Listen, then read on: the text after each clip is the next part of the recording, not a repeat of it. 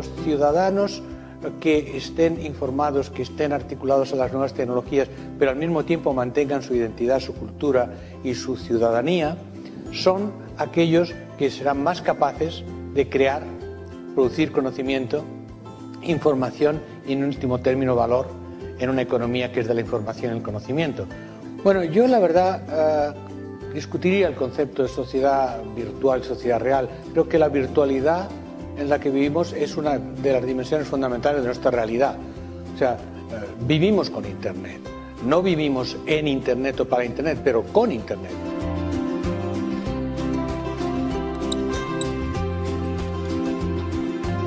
We're in a moment of time in which our society is undergoing profound and prolonged change. Technological change, cultural change, economic change, political change, and education has to prepare kids not for the world that was, but the world that will be.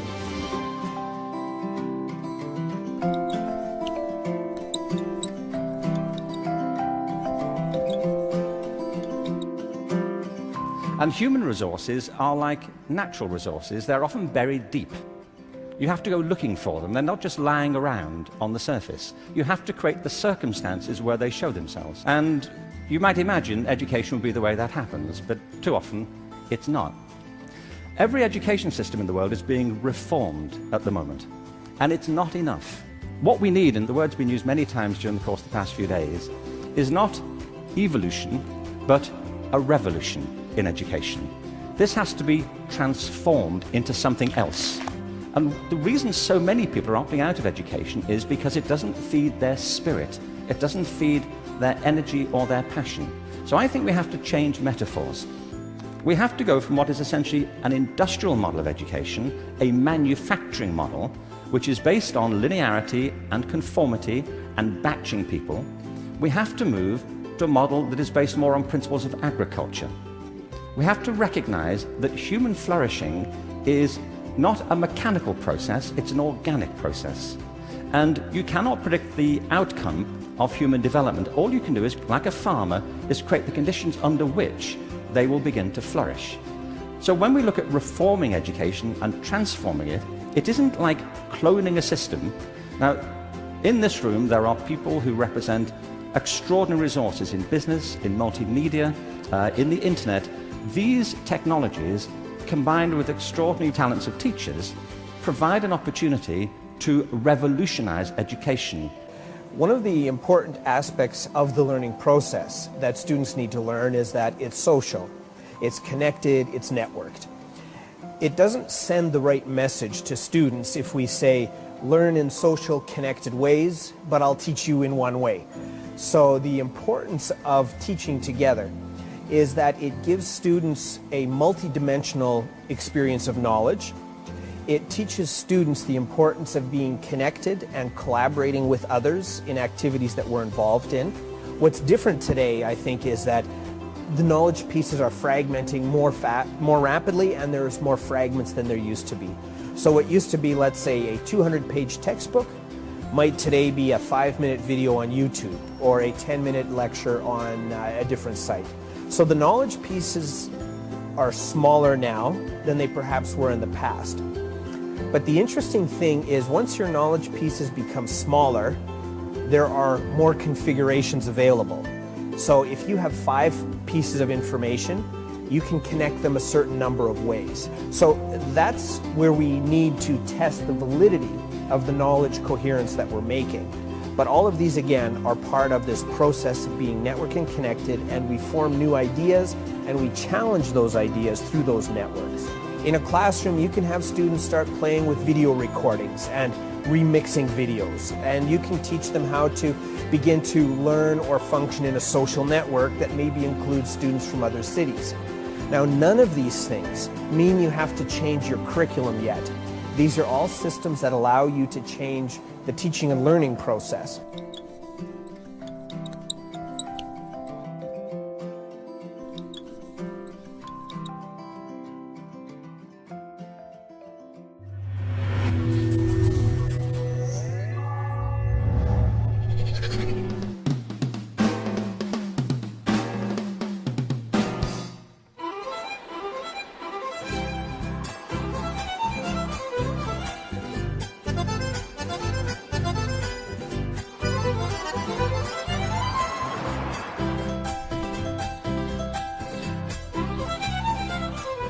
Bueno chicos, hoy vamos a usar uno de los programas que viene en las netbooks, que es el Audacity. Es un programa para grabar sonido.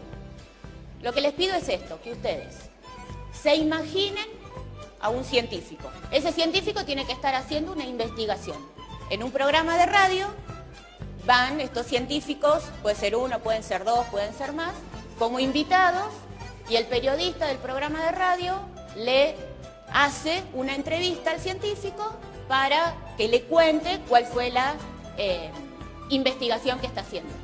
Se reparten los roles, quién va a ser el científico, la científica, quién va a ser el periodista, la periodista, los locutores, los que presenten, si va a haber propaganda. Es un programa de radio, como ustedes se lo imaginen, va a estar bien. ¿Sí? Y lo único que tienen obligación es de hablar todos. No puede haber ninguno que no hable. Todos tienen que participar diciendo algo. Me llamo Fernanda Planel y en el colegio de Payogasta, donde estamos ahora, enseño filosofía. Vos tenés que empezar hablando. Lo que pasa en Payogasta, que es un pueblo muy chiquito y la mayoría de los chicos que vienen al colegio vienen de parajes que son más chicos todavía. Y bueno, a veces en esta zona cuesta que hablen y si lo tienen que hacer frente al curso, a lo mejor no lo hacen. ¿Profe, podemos salir a hacer la tarea afuera?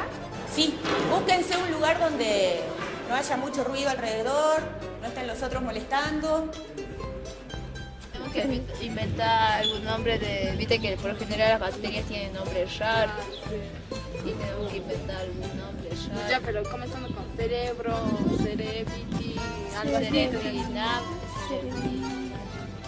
Cerebro coco. Cerebro Queda coco. hueco. Cerebro coco. Está bueno.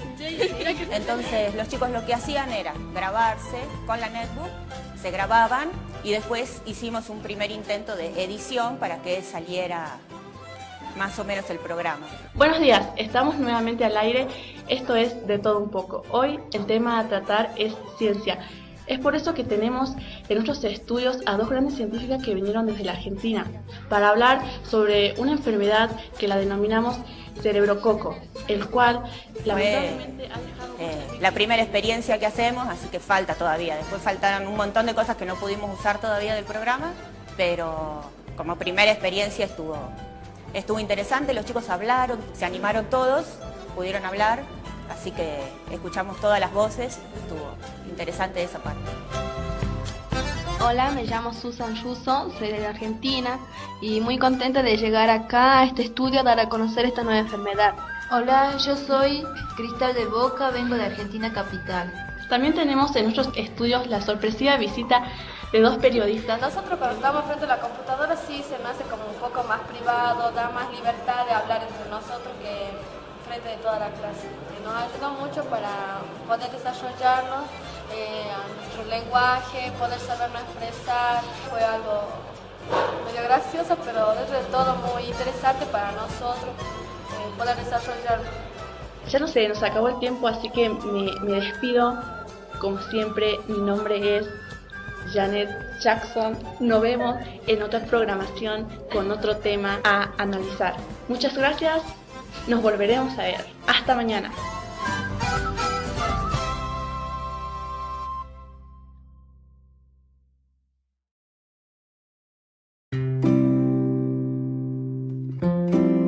Hello, my name is Judy Harris.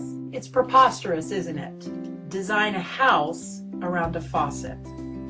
But in many ways, we've been asking teachers in many parts of the world to do something similar for about 25 years. We've been asking them to design learning experiences for students around digital tools and resources. Now, as ridiculous as that sounds, in some ways, it's understandable that we've made this mistake and made it for so long. These tools are incredibly powerful. They have enormous potential for helping students to learn even better and teachers to teach even better. But the problem is when we look to the tools to suggest how we should teach, it's like having a shiny new hammer. Because when you have a shiny new hammer, everything can look like a nail. Another way to say this is that the tail wags the dog. When we look to the technology to suggest how we should teach, how we should help students to learn. We have it backwards. Creo que ahí la cuestión a pensar y conversar es cómo la escuela fortalece otras políticas de conocimiento, cómo ayuda a que se hagan otras cosas que las que los chicos ya hacen.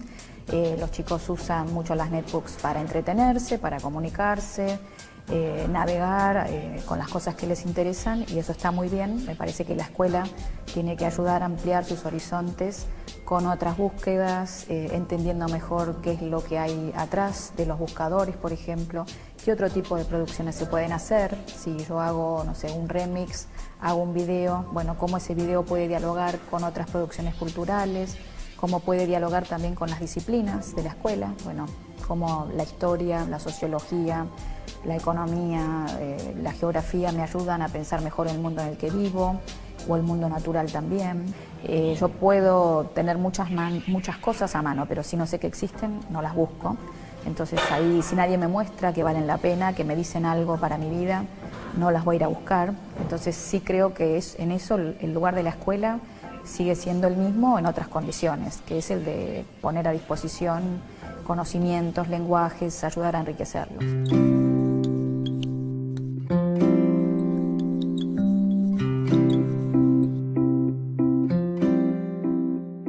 Traditionally think about the distinction between formal and informal education, what happens in schools and what happens other places.